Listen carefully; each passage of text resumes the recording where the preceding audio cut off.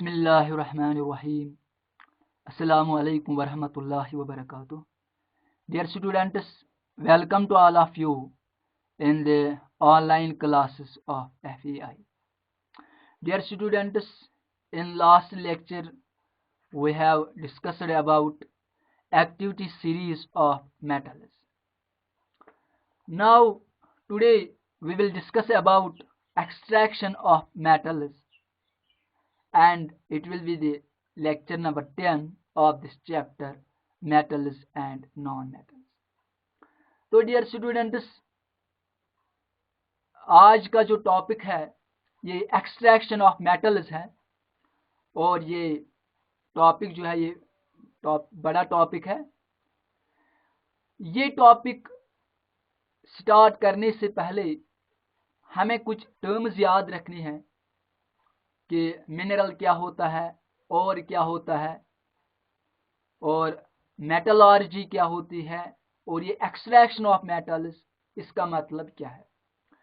Dear students, पहले हम देखते हैं कि ये जो मेटल्स होते हैं ये कहाँ होते हैं। डियर स्टूडेंट्स, अर्थ का जो क्रस्ट होता है, आपको पता है कि there are 3 main layers of earth: crust, mantle and core. जो अर्थ का क्रस्ट होता है ये मेजर सोर्स है मेटल्स का। So we can say that the earth's crust is the major source of metals. कुछ मेटल्स सी वाटर में भी होते हैं। फॉर एग्जाम्पल सोडियम क्लोराइड होता है, मैग्नीशियम क्लोराइड होता है, या इसके बगैर कुछ ये साल्ट्स कंपाउंड्स वहां पे होते हैं, ये सोडियम क्लोराइड, कैल्शियम या मैग्नीशियम क्लोराइड। तो आपको पता है कि ये हमने ऑलरेडी डिस्कस किया है कि मेटल जो होते हैं ये हाईली रिएक्टिव होते हैं, और कुछ मेटल्स लो रिएक्टिव होते हैं, और कुछ मेटल्स मॉडरेटली रिएक्टिव होते हैं। यानी जो कुछ मेटल्स बहुत रिएक्टिव होते हैं, they can donate easily electron, they are said to be highly reactive metals.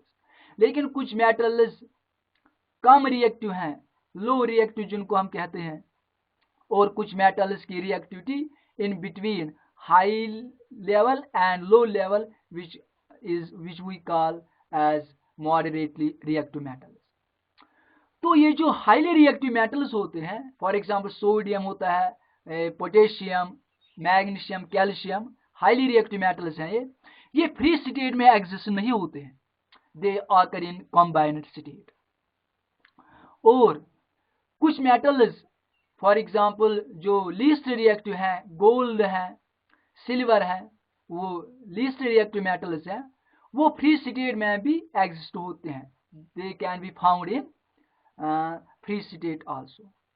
This state is said to be native state. यानी जो मेटल्स फ्री स्टेट में भी फाउंड होते हैं, एग्जिस्ट होते हैं, उस स्टेट को हम नेटिव स्टेट कहते हैं।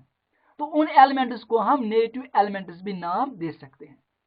और वो जो मेटल्स हैं जो हाईली रिएक्टिव मेटल्स हैं, वो तो फ्री स्टेट में एग्जिस्ट नहीं होते हैं। we can't found the highly reactive metals in free state, they occur in combined state. ये जो लीस्ट रिएक्टिव मेटल्स हैं जिसकी मैंने एग्जांपल्स दी, ये गोल्ड है, सिल्वर है, ये least reactive metals, they are found in free state and this state is said to be native state. तो इसके बाद हम देखेंगे पहले कि ये मेटल्स हम कहाँ से यानी ऑब्टेन करते हैं। तो वो हम अब देखते हैं कि पहले यानी मिनरल और क्या होता है, पहले हम इनकी डेफिनेशन देखते हैं। Dear students, a mineral may be defined as the naturally occurring material in which the metals or their compounds are found in earth. Minerals contain large amount of impurities. A mineral may be defined as the naturally occurring material, यानी naturally occurring material है, कुदरती है होता है, in which the metals or their compounds are found. यानी इसी mineral में क्या होता है, मेटल तो फ्री स्टेट में एग्जिस्ट नहीं होता है, तो ये कॉम्बाइंड स्टेट में होता है, और किस में होता है उस सब्सटेंस को हम मिनरल कहते हैं। अब मिनरल क्या है? Naturally occurring substance in which the metals are found in combined state or in free state. As I told you that some metals occur in free state also. Minerals contain large amount of impurities. ये जो mineral होता है इसमें जो metal होता है उसके साथ लार्ज अमाउंट ऑफ इम्प्योरिटीज होती है, यानी वो फ्री स्टेट में नहीं होता है, उसके साथ यानी वो प्योर फॉर्म में नहीं होता है, उसमें क्या इम्प्योरिटीज बहुत सारी होती है। उसके साथ सैंड होती है, रॉक की सबस्टेंस होती है, ये सॉइल पार्टिकल्स होते हैं, अर्थ पार्टिकल्स होते हैं, यानी वो ये प्योर फॉर्म में नहीं होता है। इस मिनरल में क्या होता है? लार्ज अमाउंट ऑफ इम्प्योरिटीज होती है। लेकिन कुछ मिनरल्स ऐसे भी हैं जिनमें मेटल की जो परसेंटेज होती है, मेटल की परसेंटेज बहुत होती है और उसमें इम्प्योरिटीज कम होती है, तो उस मिनरल को हम ये ओर कहते हैं। तो ओर क्या होता है? An ore may be defined as the mineral from which the metals can be extracted conveniently. जो मिनरल होता है उसमें लार्ज अमाउंट ऑफ इम्प्योरिटीज भी होती है, और कुछ मिनरल्स ऐसे होते हैं जिनमें मेटल की परसेंटेज कम होती है लेकिन उनमें इम्प्योरिटीज बहुत होती हैं, तो उन मिनरल से हम मेटल इजीली एक्सट्रैक्ट नहीं कर सकते हैं, मेटल्स को ऑब्टेन इजीली नहीं कर सकते हैं क्योंकि उसमें बहुत सारी इम्प्योरिटीज होती हैं। लेकिन कुछ मिनरल्स ऐसे हैं जिनमें मेटल की परसेंटेज एक तो हाई होती है, यानी बहुत मिकदार में मेटल उसमें होता है, और इम्प्योरिटीज कम होती हैं, तो उस मिनरल से हम ये metal easily we can say that conveniently obtain कर सकते हैं। तो इस टाइप ऑफ मिनरल को ओर कहते हैं। अब ओर क्या है? An ore may be defined as the mineral from which the metals can be extracted conveniently, यानी ये वो मिनरल होता है जिससे हम मेटल ऑब्टेन इजीली कर सकते हैं। An ore contains a good percentage of metals. और में परसेंटेज ऑफ मेटल बहुत होती है। इट कंटेन्स लेस इम्प्योरिटीज, इसमें इम्प्योरिटीज कम होती है। यहां पे मैंने फिर नोट लिखा, all ores are minerals but all minerals are not ores. सारे ओर्स क्या है? ये मिनरल्स हैं, लेकिन सारे मिनरल्स ओर्स नहीं होते हैं। तो यहाँ पे मैंने कुछ एग्जाम्पल्स दिए हैं ओर की, और उसमें कौन सा मेटल होता है उसकी एग्जाम्पल भी, उसकी फार्मूला भी मैंने यहाँ पे नोट की है। तो यहाँ पे आप देखिए, यहाँ फर्स्ट कॉलम में ऊपर मैंने मेटल का नाम लिखा और यहाँ पे फार्मूला, ठीक है। तो यहाँ आप देखिए डियर स्टूडेंट्स,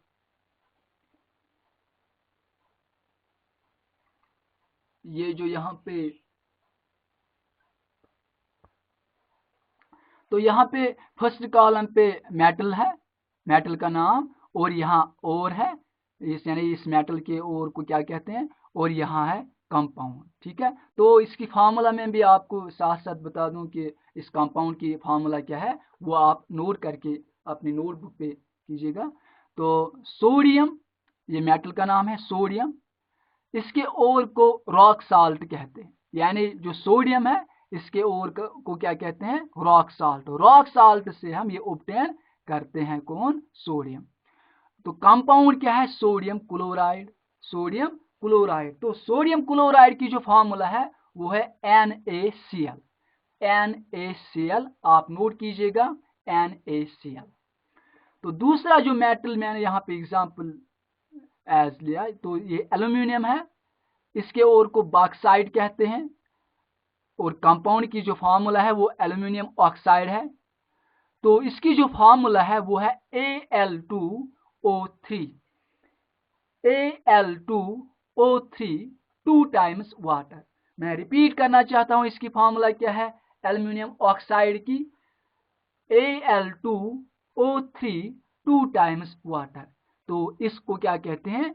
और को कहते हैं बॉक्साइट यानी aluminium is extracted from bauxite. Bauxite aluminium का ओर है और इसकी फार्मूला है, ये इसका नाम जो है एल्युमिनियम ऑक्साइड, यानी बॉक्साइट को एल्युमिनियम ऑक्साइड कहते हैं, और इसकी जो फार्मूला है वो है Al2O3 2 times water.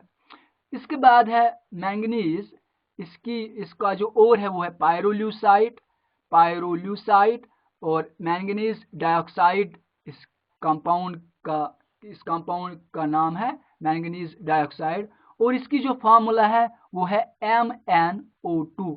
M capital लिखना है, N स्मॉल, O कैपिटल और सबस्क्रिप्ट O, ये 2, इससे MnO2 is the formula of manganese dioxide. फिर है जिंक। जिंक जो है इसके 2 ओर्स होते हैं, ये 2 ओर्स में एग्जिस्ट होता है। एक को कहते हैं कैलामाइन, CALAMINE कैलामाइन, इसको जिंक कार्बोनेट कहते हैं, और इसकी फार्मूला है वो है ZnCO3। ZnCO3 represents the formula of zinc carbonate। अगर जिंक कैलामाइन में हो, यानी कैलामाइन और हम लेंगे इसका, तो इसकी फार्मूला है जिंक कार्बोनेट और ZnCO3। और जिंक ब्लेंड, ये दूसरा और है जिंक का ही, इसका जो नाम है वो जिंक सल्फाइड, इसकी जो फार्मूला है वो है ZnS।